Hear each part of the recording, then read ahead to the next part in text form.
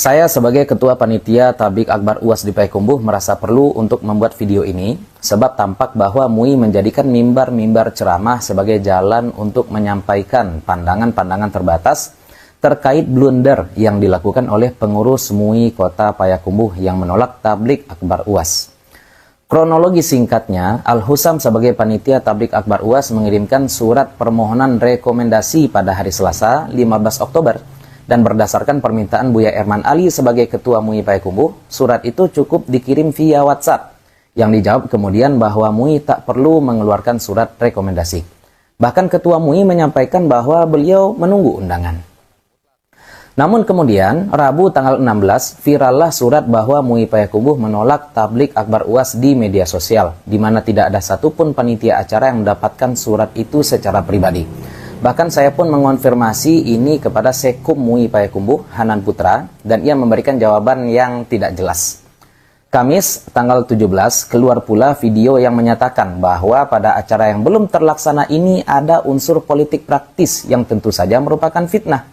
Dan kami dari panitia tegaskan bahwa tidak ada satupun usaha klarifikasi dari MUI Payakumbuh kepada panitia sebelum surat dan video ini tersebar.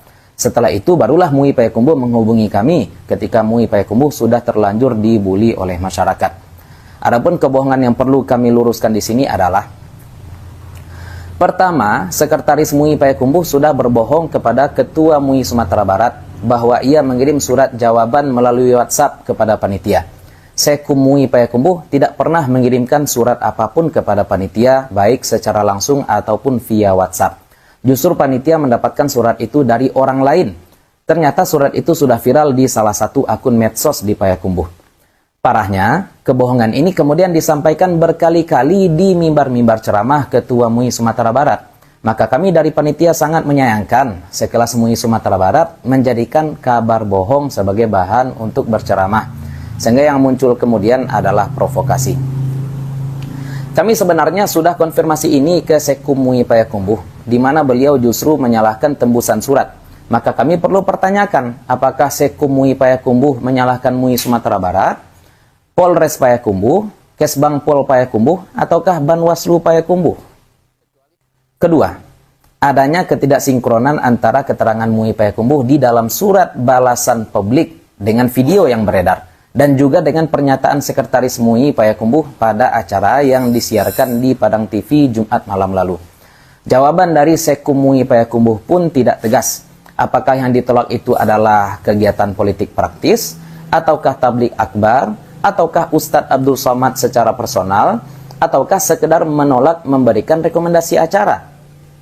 Menurut kami, orang yang benar tidak akan memberikan keterangan yang berubah-ubah dan pelin-pelan seperti ini. Maka ini perlu dijelaskan oleh Sekum MUI Payakumbuh.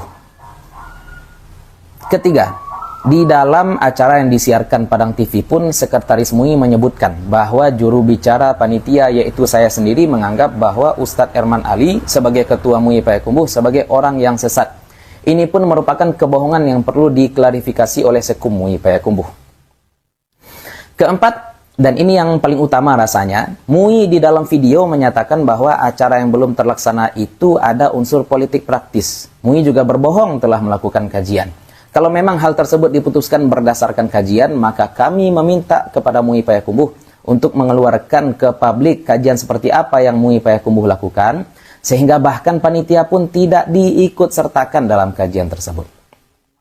Kelima, MUI Sumbar selalu menuduh bahwa panitia mempermasalahkan MUI Payakumbuh yang menolak memberi rekomendasi.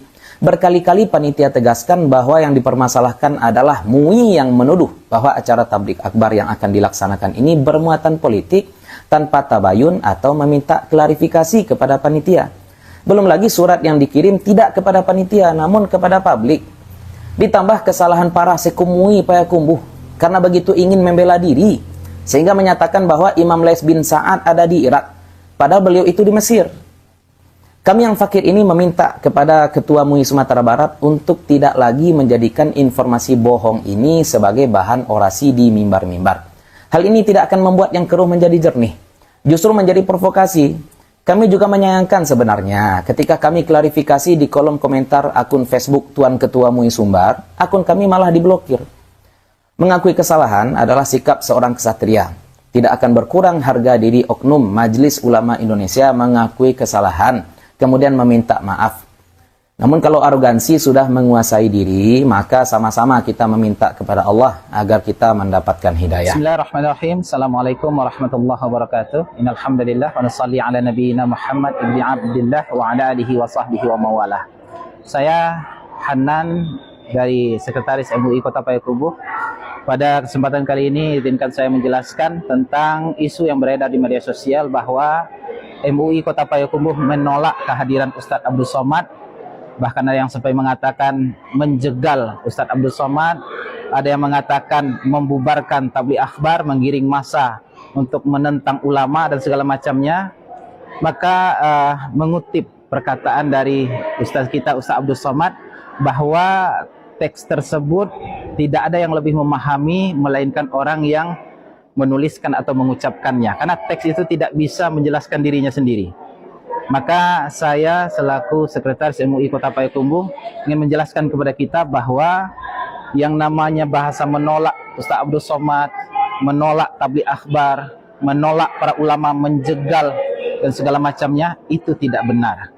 Maka kita kembali fahami isi surat tersebut, bacalah dengan jernih, bacalah dengan seksama, ya, karena di dalam surat tersebut di poin nomor 1-nya itu sudah dijelaskan di sana. Pada dasarnya MUI Kota Payakumbuh mendukung setiap kegiatan kajian dan majelis ilmu yang bertujuan memotivasi dan meningkatkan ghirah keagamaan umat.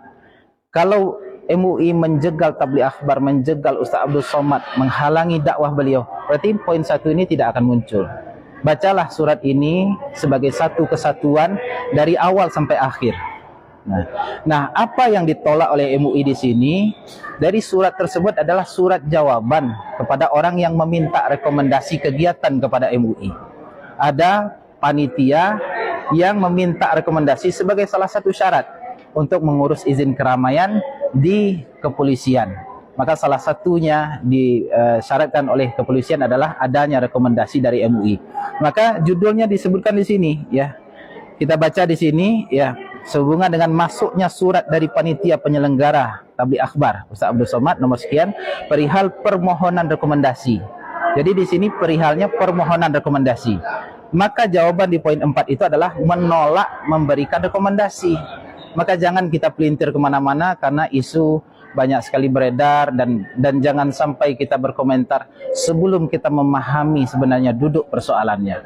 Dan kenapa Majelis Ulama menolak memberikan rekomendasi? Nah, ini persoalannya di sini. Karena ada kajian dari Majelis Ulama bahwa situasi saat ini sedang tidak kondusif secara politik. Kita sedang dalam masa kampanye. Nah, kemudian Ustadz Abdul Somad, Ustadz kita, dalam posisi sedang mendukung salah satu paslon yang bertanding di kontestasi Pilkada Kota Payakumbuh. Maka atas pertimbangan dari Majelis Ulama Indonesia supaya ulama kita tidak terseret-seret, ya, tidak masuk ke dalam kontroversi dan segala macamnya, untuk menjaga Ustadz kita, maka ya, kita tidak memberikan rekomendasi kepada panitia penyelenggara tersebut. Nah, ini tujuannya tidak lain tidak bukan hanya untuk menjaga para ulama kita. Dan kami sangat ta'zim, sangat hormat kepada Ustadz kita, Ustadz Abdul Somad, dan kita tak pernah selama ini menolak tabligh akhbar beliau. Cuma sekarang masanya memang kota kami, Kota Payakumbuh, sedang pada masa kampanye. Orang satu sama lain saling hujat, saling menjelekkan satu sama lain. Ketika beliau masuk dalam kondisi seperti ini, kita ya tidak ingin ulama kita terseret-seret, dicaci dan dimaki orang. Dalam hadis Nabi dikatakan orang yang menyebabkan orang tuanya dicela orang lain, maka dosanya sama dengan mencela orang tua. Nah, begitu juga orang yang menyebabkan ulama kita dicela orang, maka dosanya sama dengan mencela ulama. Ini yang dibendung, dipintih sebelum anyi oleh Majelis Ulama Indonesia Kota Payakumbuh. Mohon difahami dengan baik. Jangan sampai berkomentar yang tidak ya sebelum membaca hasil ini. Dan kalau ini keluar, ini bersifat istilahnya jawaban dari surat.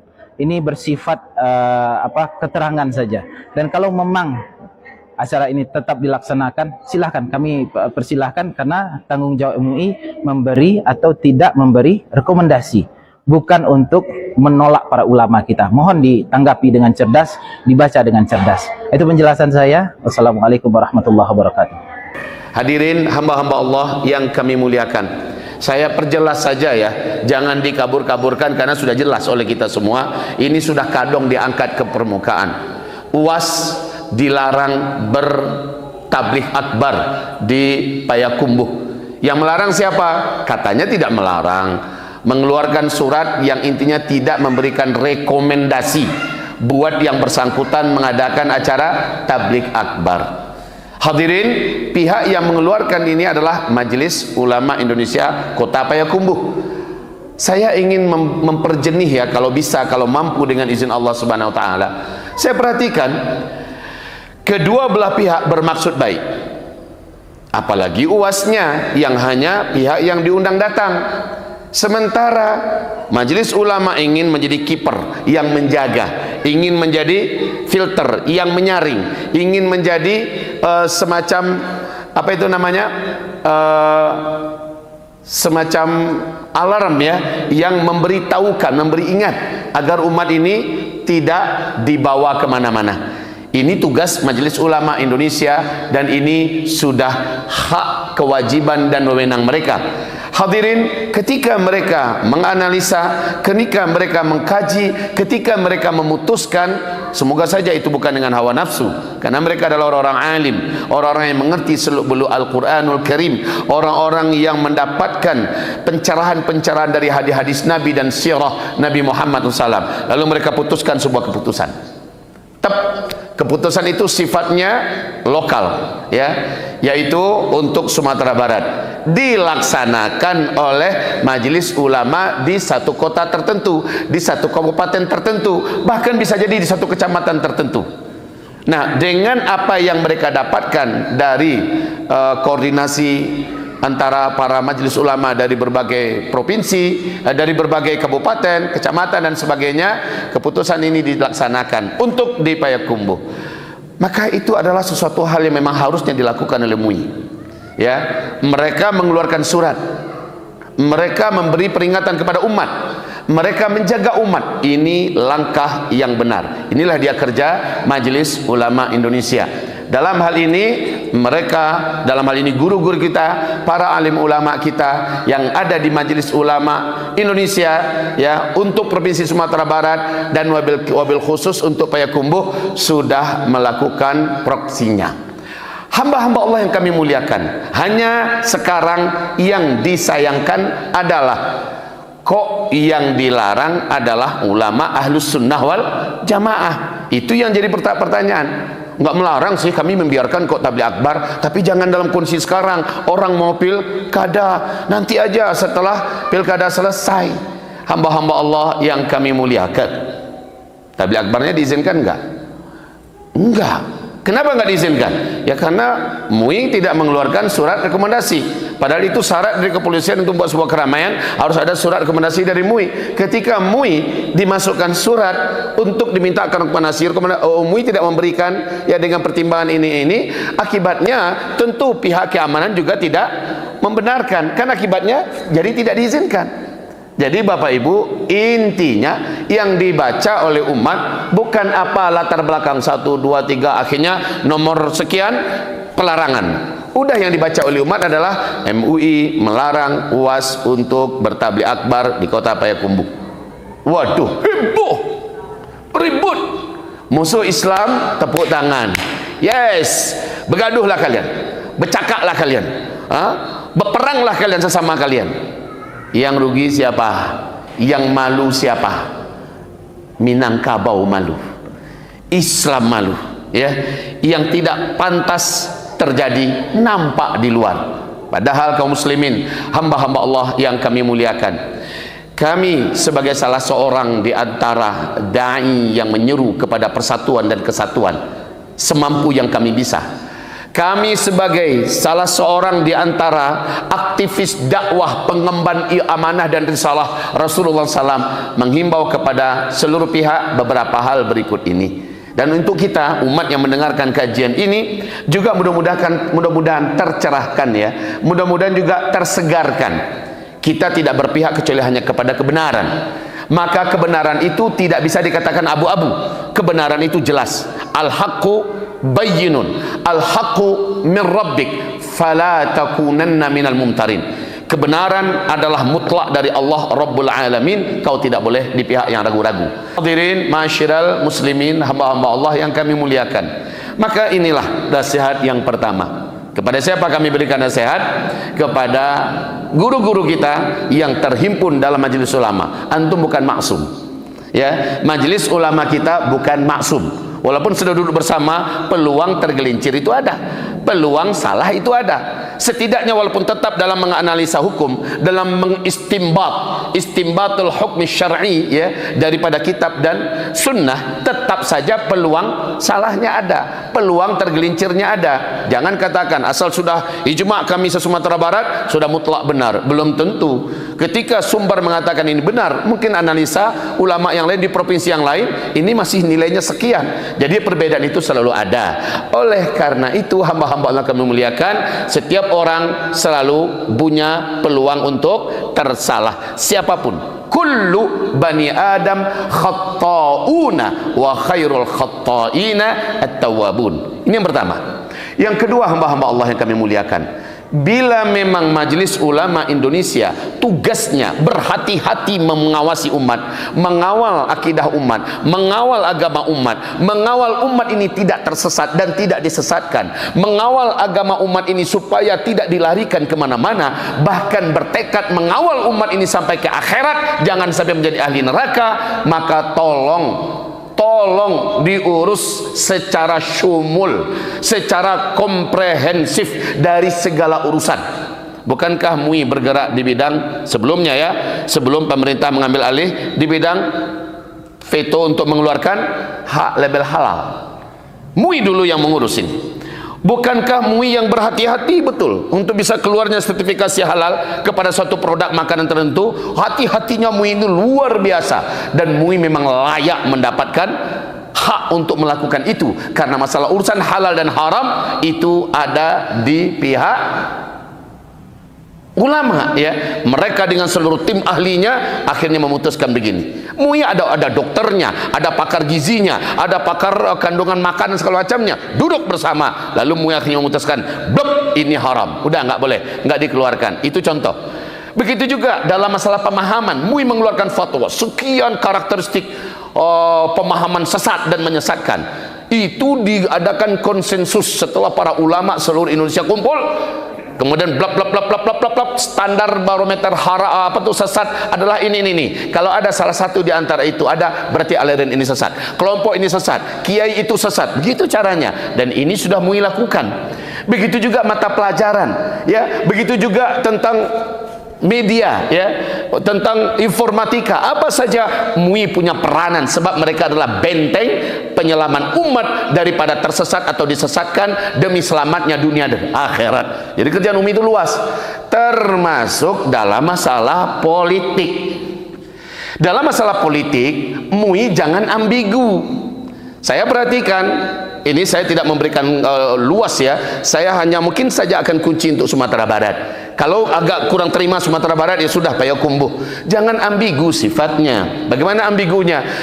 Tidak memberikan rambu-rambu atau batas-batas yang terang.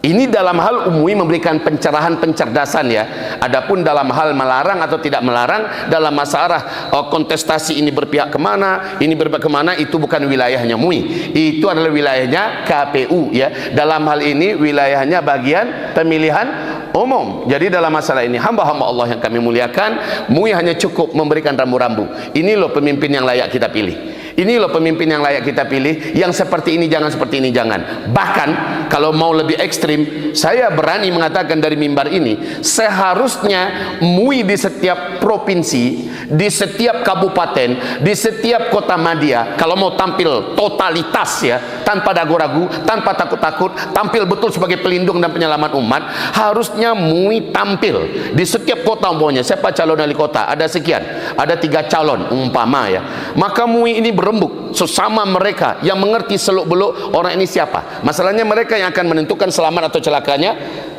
umat yang ada di kota itu, umat yang ada di kabupaten itu, umat yang ada di provinsi itu. Maka MUI duduk bersama.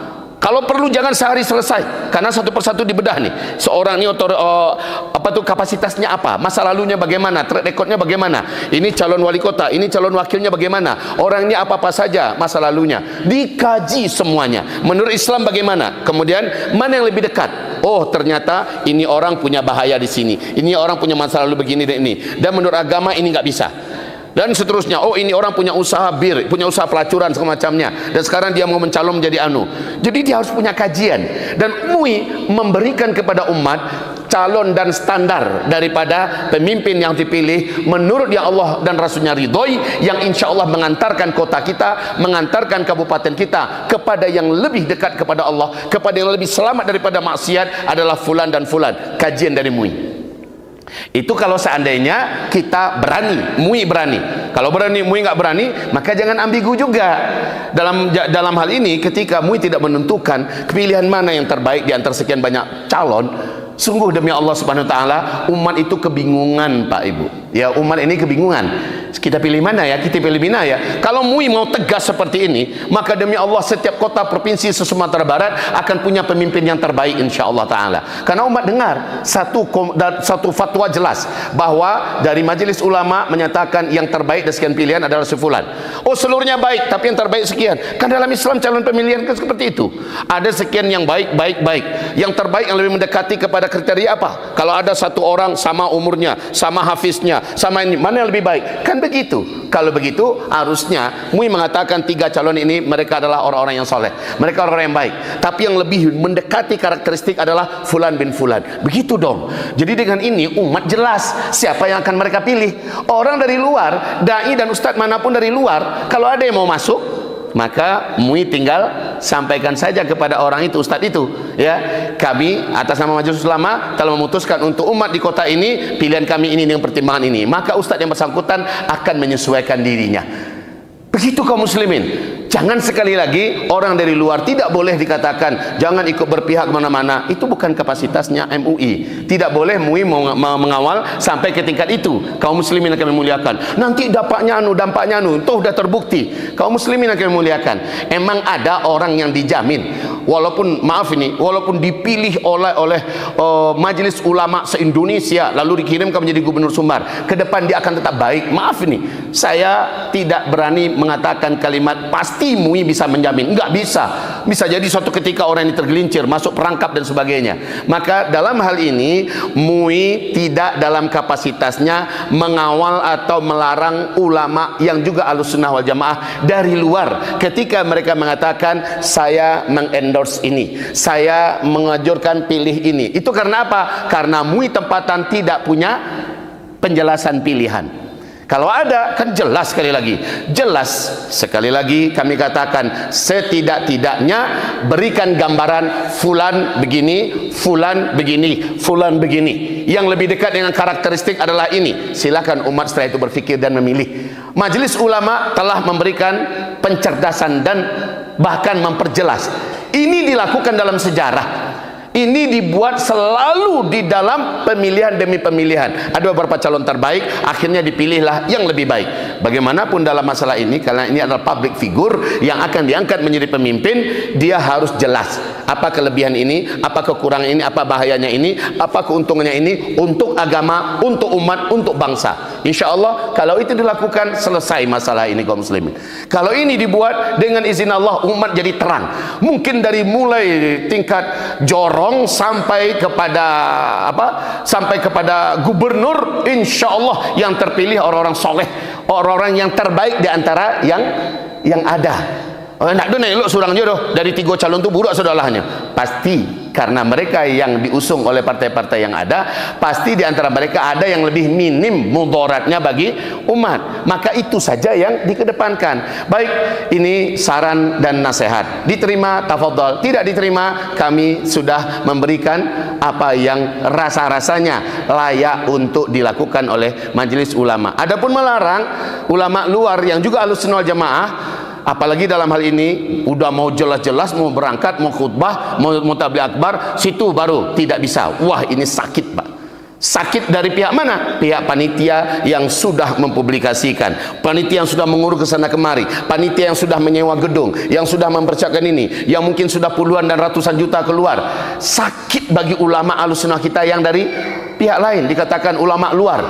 Ini kalimat jahiliyah demi Allah, mengatakan ulama luar. Ulama luar gimana? Selama di Ahlussunnah wal Jamaah, tolong saling menghargai.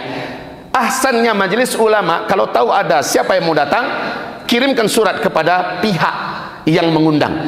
Kami dari ulama, umpamanya kota Anu, ya, menyambut dengan hangat kiai kita, guru kita, habib kita, syekh kita, ustadz kita memberikan tabligh akbar. Tapi tolong yang hal berikut tidak ada dimasukkan dalam kajian supaya tidak merusak tatanan yang sudah ada.